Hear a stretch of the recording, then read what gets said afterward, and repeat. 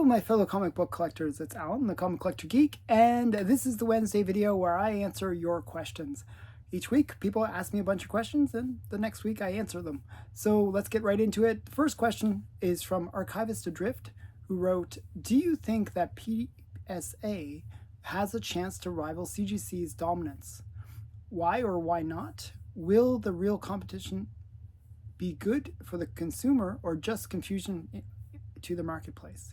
Well, I'm sort of the belief that all competition is good.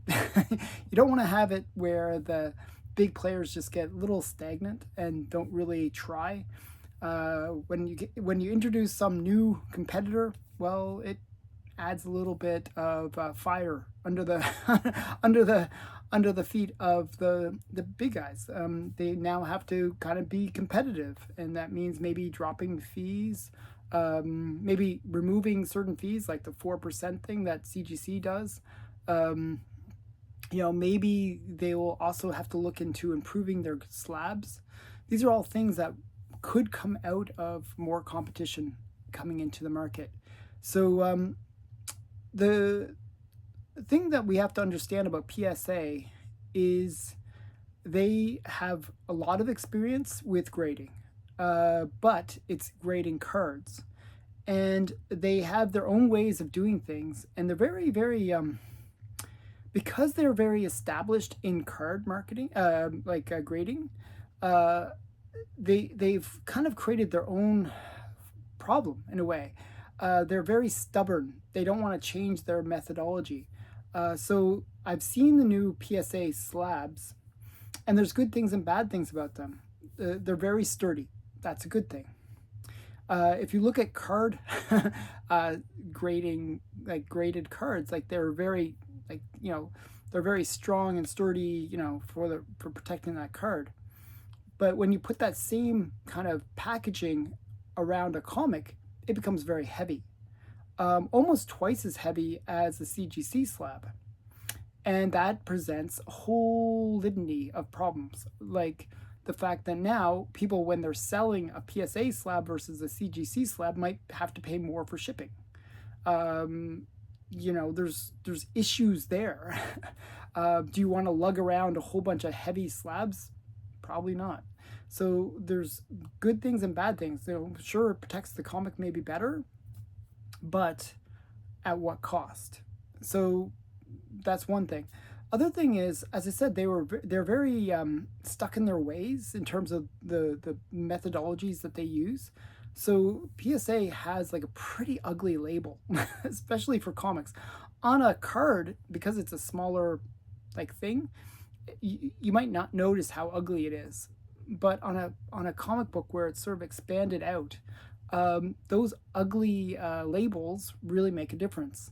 And they don't seem to want to incorporate the what's considered to be the industry standards. What I mean by that is, blue label means a book that is free of restoration or complete. It means certain things. A green label means certain things. A gold label means certain things. Purple label means restored, for example. So these are important conventions that PSA needs to incorporate in its labeling, but it hasn't. So what we have is labels that might say restored, but it's really small print, might not be obvious, and it's always in this red label. It creates confusion for people that are used to the standardization that has happened in comics. I mean, we've been grading comics for over 20 years. So these standards are not something that's just like, oh, we don't know. These are well-established standards, so you use the standards. It's like, there's a reason for it. And I think PSA, if it really wants to be a player, it's going to have to adopt some of the standards. So this is one of those things, like competition not only forces, the big players that are already in the industry to, kind of up their game, but it also means that those who want to compete have to up their game too. And I think PSA needs to up its game. That means, using the standards that the other grading companies have used, Also, using lighter slabs. Like, it's going to be a thing. And if like, the more people that complain about it, the more it's going to be something that's holding them back in terms of their success. So I always think competition's good, but PSA is not going to challenge CGC for dominance unless it kind of toes the line on these conventional things, weight of the slab and the better labels. So that's really important. But that's my opinion. So far, we've only seen a handful of PSA slabs come out, and really it's going to be one of those things that time will tell. Like, what will the industry do? What will people, I'm sure there will be some market given off to PSA just because people will be curious. Is it a better grading company? They'll test it out. And if they have a good experience, if their turnaround times are better or things like that, maybe they'll switch to start sending more stuff to PSA. But only time will tell. Okay, next question comes from Robbie Josephs. Question, Alan. When you first started collecting, did you envision that you would have the collection that you have now? Definitely not. I really... I didn't envision a lot of things. I didn't really realize that I could have such a cool collection. I never imagined having Golden Age books, for example, or having certain books that I just thought is unattainable. And I'm going to show you a handful of books that I think I'm shocked and I'm always happy to see in my collection, where I feel like, oh, I'm so cool. I have these books. It's just like, it's a thing.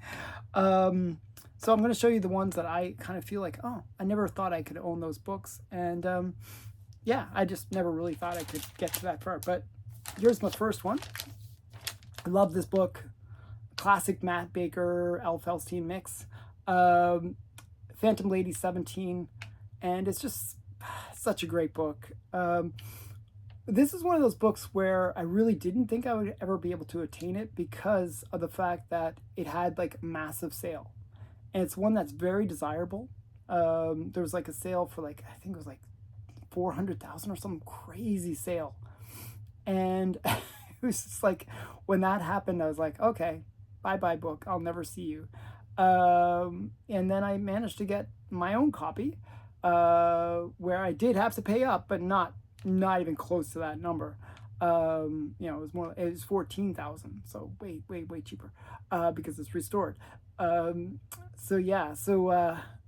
Just one I never thought I would own. I never thought this could be a possibility, and here it is. So I was pretty excited about it. It's such a great book. So that's one of the ones in my collection that I never thought I would own. Next one. This is sort of a childhood one that I've always dreamed of having. I was a big Plastic Man fan. I just thought Plastic Man was so cool. I just like his stretchiness and his coolness. And I always wanted to get his first appearance. So Police Comics #1.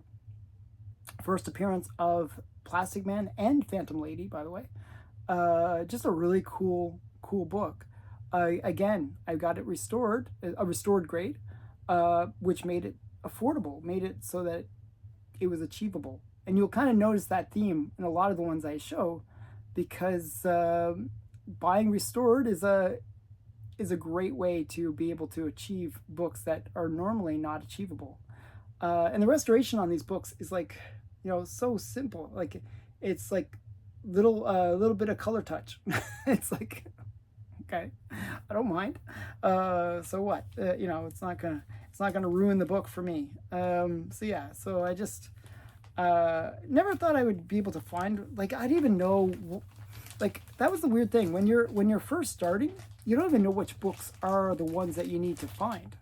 Like normally you would say, oh, it must be Plastic Man #1, but it's Police Comics #1. Like, you wouldn't know to know, right? So it's it's one of those things. Have a bit of a cold, so don't mind me. But we got All-Star 3. It was another one that I just got recently.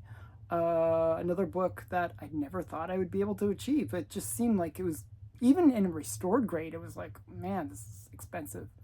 But I worked out a deal with Yaniv, and he allowed me to make payments on it. And it's another book that I was able to pick up. So just another classic book, first appearance of the Justice Society of America. And it's one that, it's again, like, it's not even, sometimes it's not even about the money. It's just about finding the book. This is one of those ones that's a little hard to find. Just a really great one.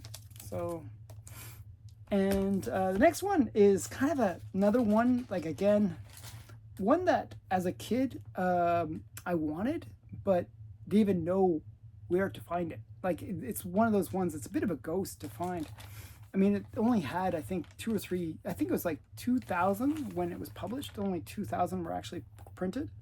And it's just a hard book to find. It's Albedo, #2, the first appearance of Usagi. I like my anthropomorphic characters, and Usagi's actually a pretty cool story. Just classic Japanese samurai story. Just a pretty cool stuff. Yeah, I'll show you the back too. So yeah, so it's just another one I just never thought I would be able to achieve. Again, just not because it's not affordable. It's actually, well, it's actually a pretty expensive book, but because it's so hard to find. These are really hard books to find. Yeah, and that one, actually all of these are sort of in that scarce, but scarce and not easily affordable books. Here's another one that I just thought was always cool. I love the pre-code. I love pre-code horror, and the more horrific the pre-code horror is, the more that I thought, okay, those books are really unattainable. This is one of those ones where it's crazy, decapitated head and a bell. Just another book I never thought I would be able to achieve, because, even when I was growing up, like, you were only able to get what was available around you. Anything Golden Age was just not even available. There was no one that would even sell Golden Age. And then to get some Grail within that, that's like extra level of unattainium. So yeah, so just another cool one. This is Witch's Tales 25, a really cool one. I've got a bunch more. Here, I'm gonna move things around a bit. This one is another one. I actually, even though this is more of a recent, I couldn't believe that I could attain it thing. Hitler, Daredevil Battles Hitler. Such a classic cover. I was super excited. I just recently picked this up, just like really recently. And yeah, I was like pretty excited to get it. People wanted crazy things. I had to really talk the guy down on it. It still was expensive, but I had to really talk him down in order to get it to be less, body part requirement. Like, it's 1 kidney plus your firstborn child kind of level. It's like, can I just get it to that just 1 kidney instead of like having to give one of my children as well?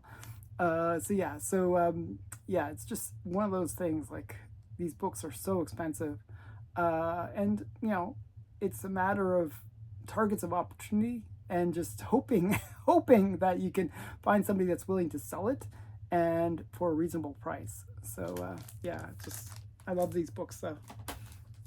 This is one that I talked about many times on my channel, and I'm really trying to promote this book as what it is, and it's Superman 4. This is the first appearance of Lex Luthor. That's not Lex Luthor, that's some other random guy. But first appearance of Lex Luthor. All the stories inside are Lex Luthor stories. And this is the earliest book that had any mention of Lex Luthor. So just a cool book. Not super high grade because it is restored again. But again, restoration saved me in terms of price. So yeah, just a great book. Love it. Never thought I would own it because, again, I always thought it was unattainable. This book actually, the weird thing is this one was one that I thought I didn't even know about this book in a way. I actually could have gotten this book so many times earlier and so cheap. I always kick myself with this book. So during the 1990s, I collected Warren Publishing. And when eBay came out, when it really early days at eBay, I would search for a copy of Erie #1. Okay, but there's a Warren Erie #1 that I always wanted, and I was trying to find that. And I managed to get a copy elsewhere, like in a different way than eBay. But whenever I'd search for Erie #1, this book would show, and it was expensive. And I was like, why would anyone want that? It's not the one that I'm looking for. I was like, just not focused on it. And then later on, I learned about the significance of this book, and it just sort of, I was like, man, I'm such an idiot. I totally missed out on a book, and at a great price, like 20, 30 years ago, where I could have gotten it for a way more affordable price. But it's a classic book. This is Erie #1, considered to be the very first pre-code horror comic, which makes it just utterly cool. I'm a big horror fan, so and this one has so much going for it. And, it has the girl in the red dress, it has the bondage, it has Dracula. It's like this, it's just cool. It's a cool book, and I just kept on passing it on it, and I realized, and then after I realized what it was, then it wouldn't show up again. It was hard to find. I was like, oh man, I really missed out on that one. But then I managed to find it again later on. But sometimes, like, it's not that you don't have the opportunity. It's like realizing what the opportunity is in front of you. Sometimes, if you don't know your books, it can really hurt you. And I didn't know my books at that time. My focus was elsewhere.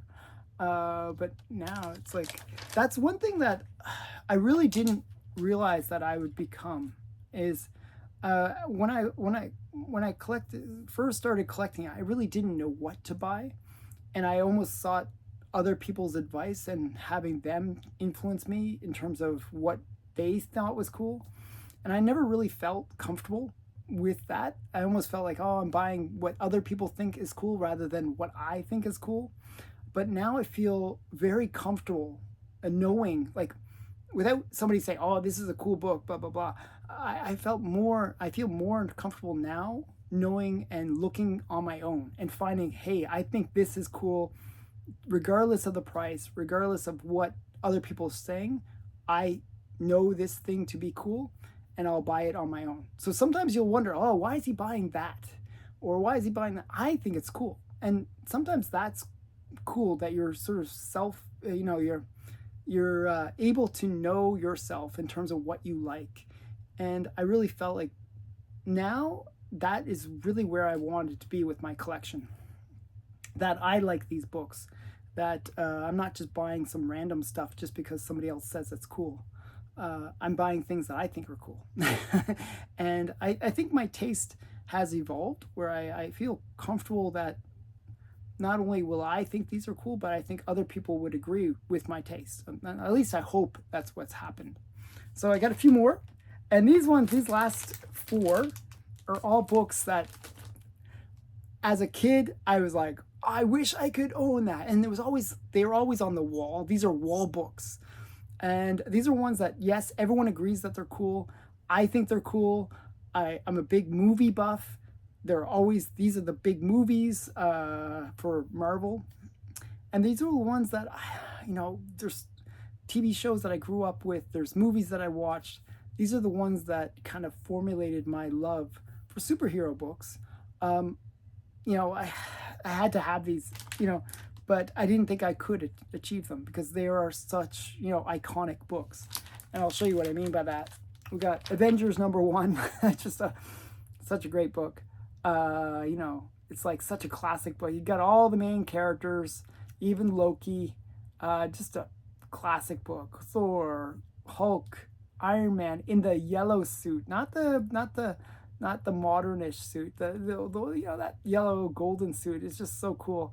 And then you got Ant-Man and the Wasp, just classic Avengers, awesome book. And then I'm a big first appearance guy, so we have to have Journey into Mystery, the first Thor, just a classic book. And I love these covers where they're on the cover, just it's awesome. So yeah. And then I don't know if you grew up in the 70s, like you know, the Hulk was really cool. I just love Don't Make Me Angry. It's like he goes, and then he busts out his shirt, and it's like it turns into Lou Ferrigno that's painted green. You know, it was such a classic show. And then to be able to find this book was always a little harder to find than some of the other superhero books. You know, classic one. You know, I was super excited to get this one. So Hulk #1. You know, I'm not all about Golden Age. I talk a lot about Golden Age, but I do love the Silver Age as well. So these are all Silver Age books. And last one is Daredevil. Yeah, I like the whole idea of Daredevil. That he's blind and he can use this kind of echo tracking that he uses. Just a really cool character. I forgot. I think there was a version of Daredevil before Ben Affleck's that I saw. I have sort of sketchy memory of it, but you know, I always liked the idea of Daredevil, that, you know, he overcomes his like disability, and it's actually works out that he's super powered by what normally would be considered a disability. I always thought he was a very cool character that way. So picking up his first appearance was a big deal for me. So yeah, Daredevil #1, and yeah, from 1964.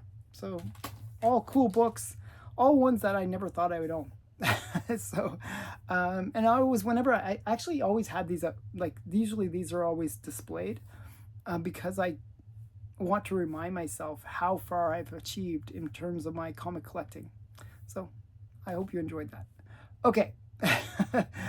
Okay, next question comes from Kanan Jack. Question: what are your opinions on pulps, and do you own any?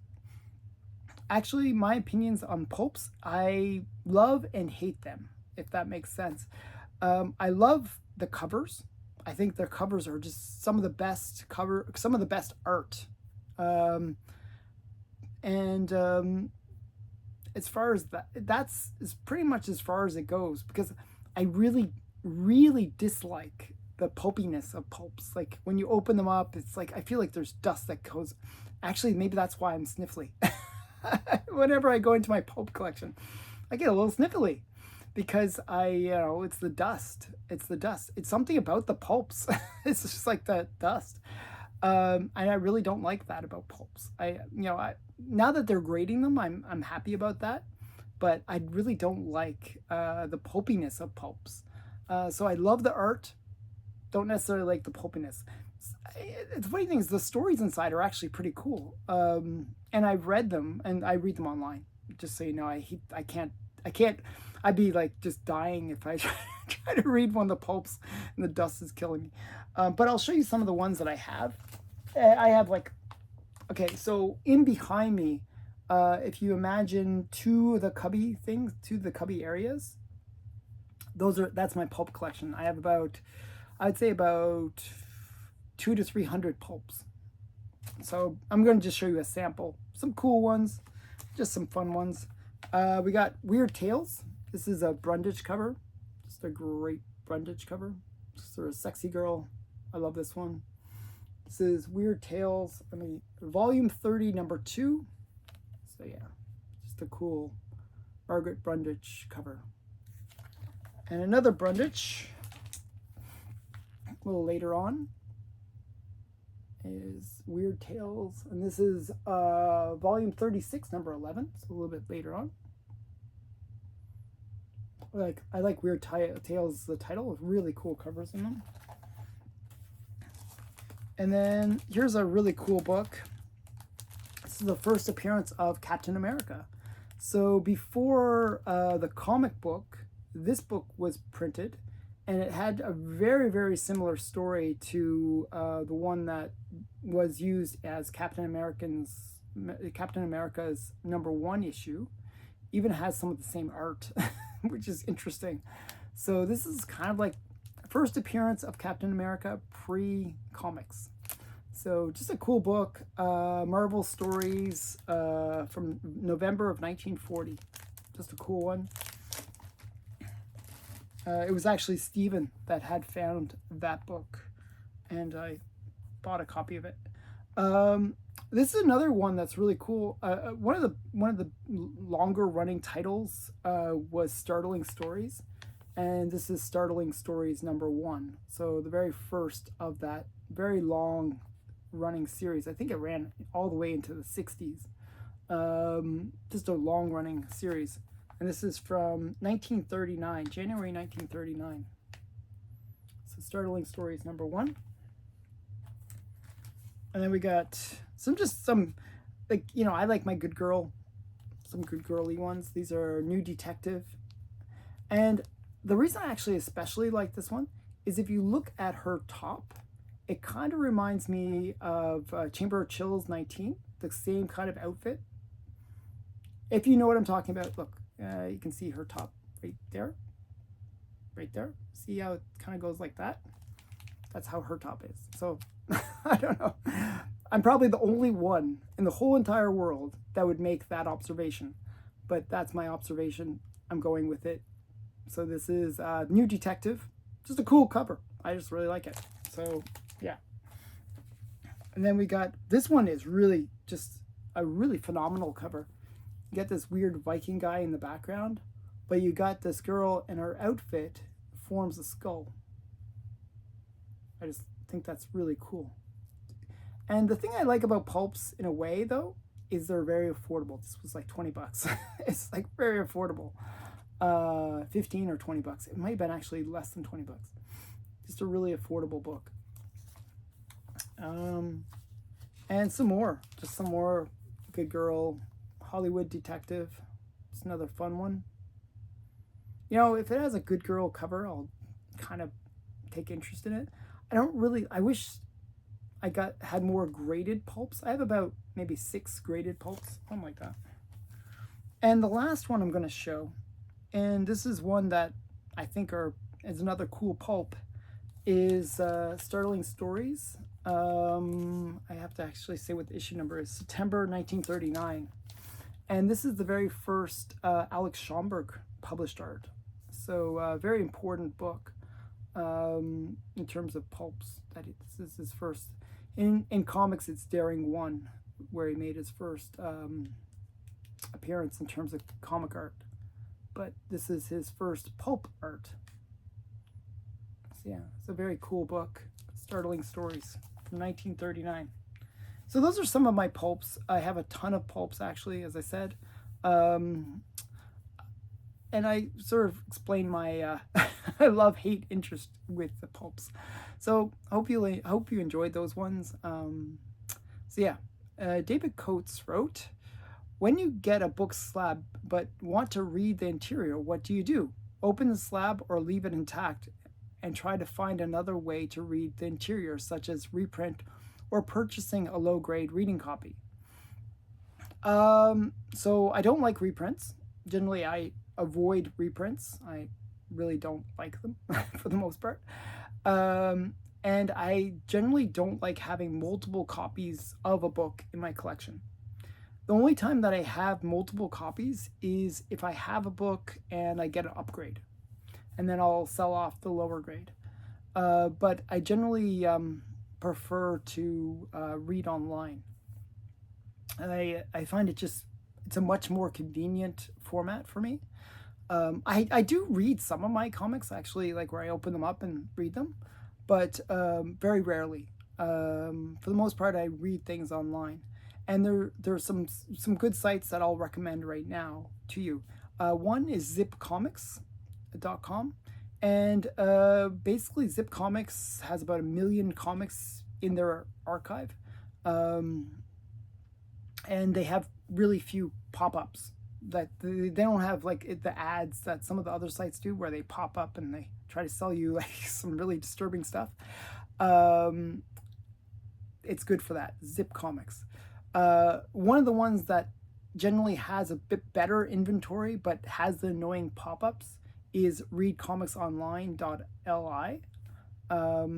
They are good, but they have really annoying pop-ups and they just keep on popping up and it drives me crazy. But they actually have a better selection. Now for Golden Age, you have to use another site called Comic Book Plus, and they are really good, where they have a lot of books that you just normally you wouldn't think that would even be accessible. So Comic Book Plus has a lot of the Golden Age stuff, and that's why I really like it. One more place to find reading books online is Internet Archive.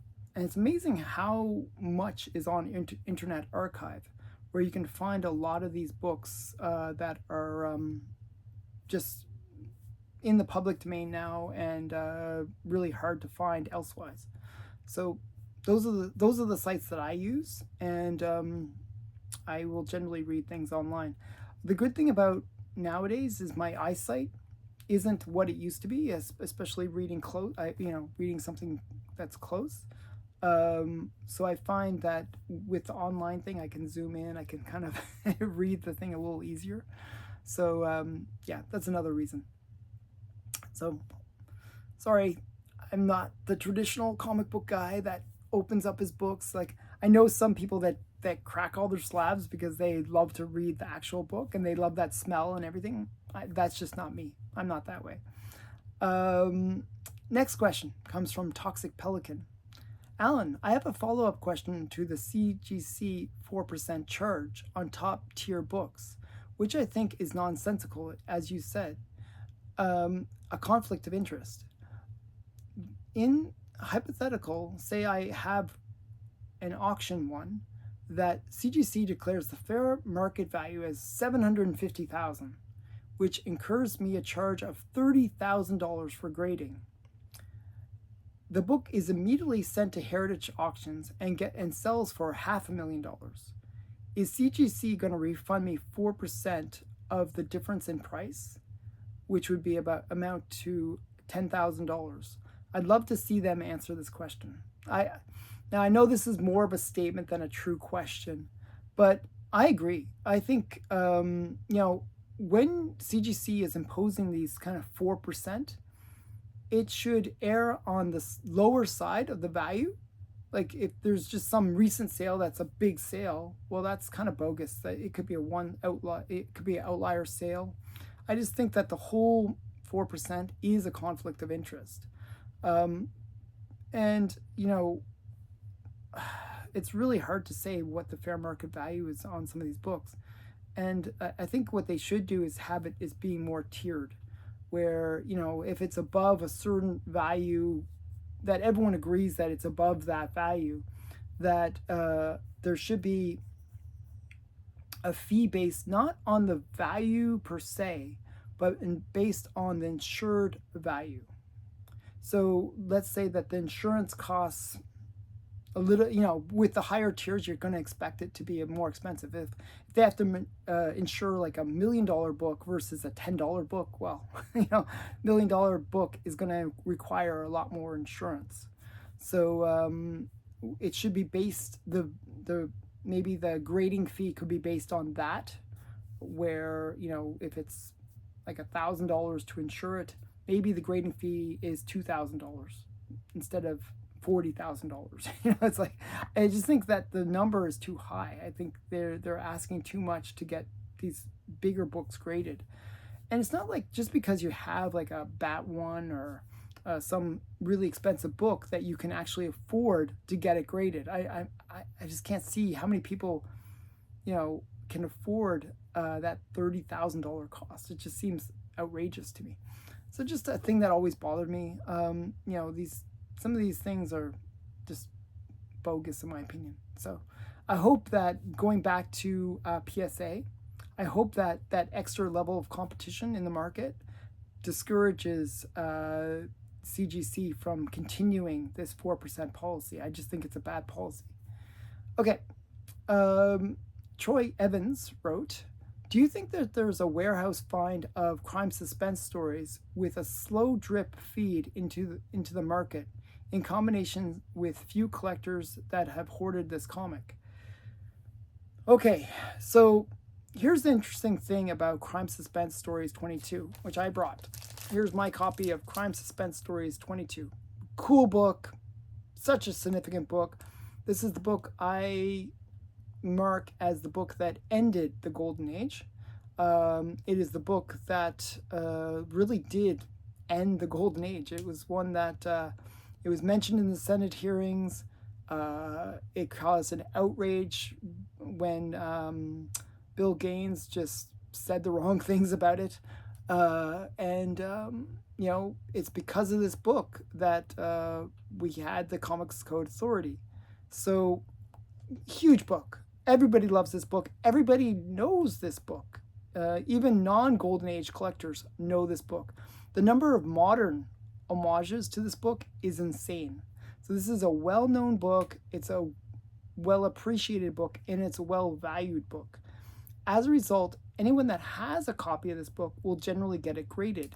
So what you do see in terms of the number of books graded is you see that Crime Suspense Stories 22 has a very high census compared to other crime suspense story comics. So generally what you'll see is for any of the other issues, even some of the cooler covers, maybe there's 150 to 200 on the census, which is kind of high even for Golden Age. That's actually a pretty high number for Golden Age books. But EC was a massive publisher. They would publish like huge print runs, you know, just massive amount for each book. And as a result, there's a lot of them that survived. So you get pretty high census counts. Now, Crime Suspense Stories, though, has 481 copies on the census. So almost double. Actually, it is double and sometimes triple what other issues of Crime Suspense Stories have. Now, Crime Suspense Stories 22 is by far the most expensive issue in the series. So you're less likely to get the other ones graded at low grades, or, you know, there's not as much incentive to get them graded. So there's a lot more raw copies of the other issues. So the census kind of skews very like a big number for Crime Suspense Stories 22, but that might not be based on that there's more of them.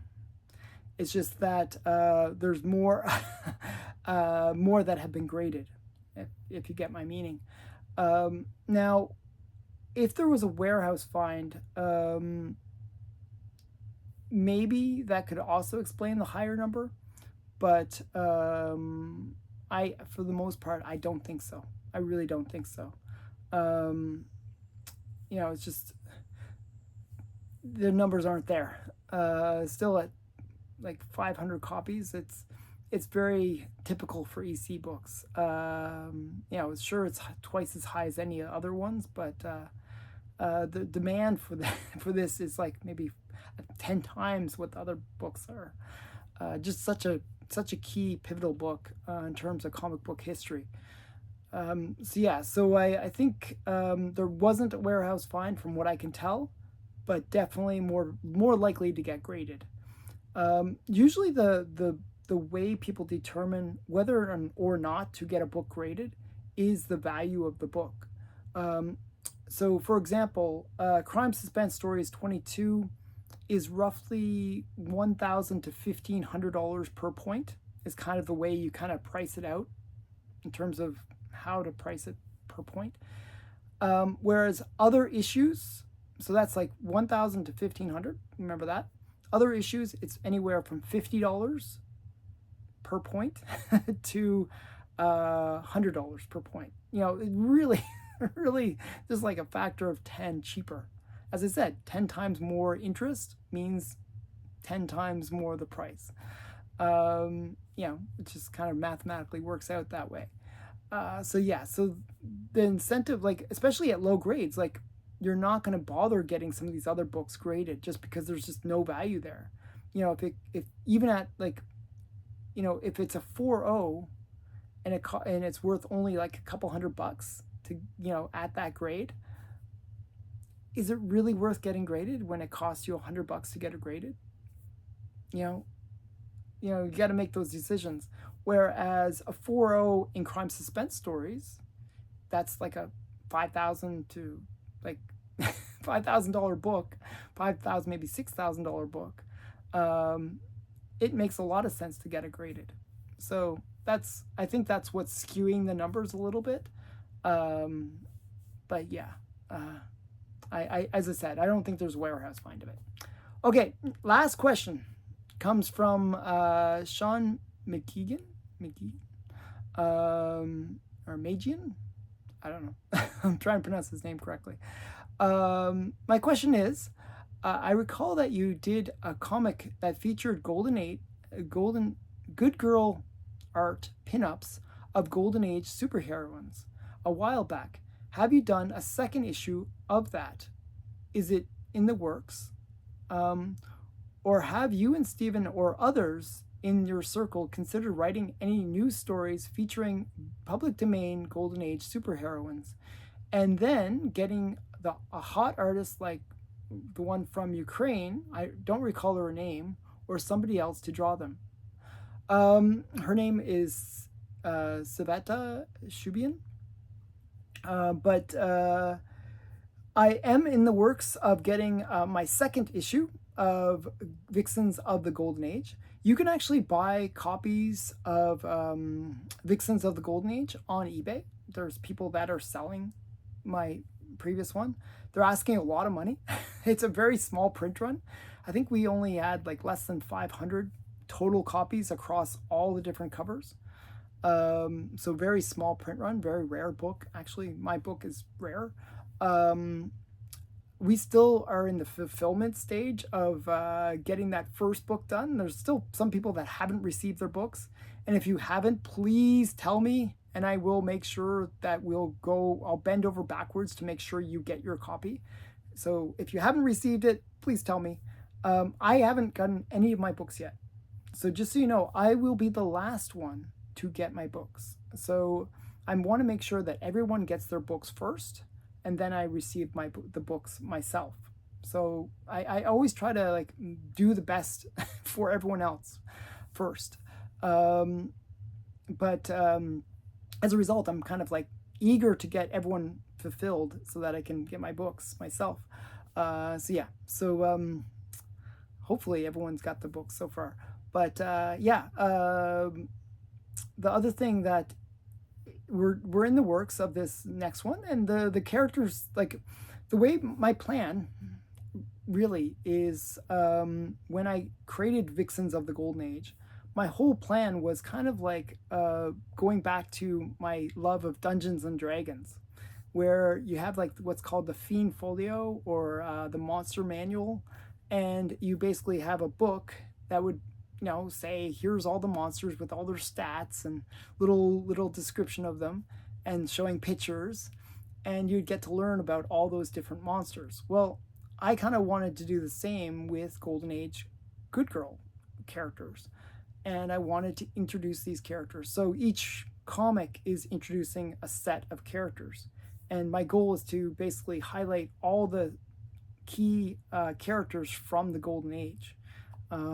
So the first book was like 10 or 11 characters. Next book will be another set of 10 to 11 characters. And some of the one, I'll give a little bit of a hint of some of the characters that are coming up in the next book. One will be Phantom Lady. So that's going to be a fun one. There's some other ones that we're working on, like Nyoka, who's going to be in there. A couple others that are just kind of fun characters from the Golden Age that I hope to kind of make people learn about and be aware of these cool good girls from the Golden Age. So it should be a fun book, and hopefully I can get some cool artists to work on it. There's a bunch of artists that have reached out and expressed interest in being part of it. So I don't think I'll get Shubian, but I hope to have some that really showcase high quality art. I am about the art myself, so I really do want to get the best artists involved. But based on price too, like, I actually created a dream list of artists I'd love to have do some of the covers, and I put like Adam Hughes, J. Scott Campbell, artists like that. And yeah, my partner in this whole thing, he was like, we can't afford them. just forget those ones because they're a little bit too pricey. There are limitations. Because I think some of those artists, they can charge like anywhere from $5,000 to $10,000 just to do the cover, and our costs, like the amount of money that our budget, I should say, is like maybe $10,000 total, and that's to print everything and get all the artists involved, and make enough that we just pay ourselves for like all the costs that we put involved. So really there's no real margin there. It's like no budget there for these bigger artists. So yeah, but it is something I'm working on. So yeah, so I hope you enjoyed this video. If you have a question that you want answered for next week, put it in the comments below and I will do my best to answer it. Thanks again for watching. Bye for now.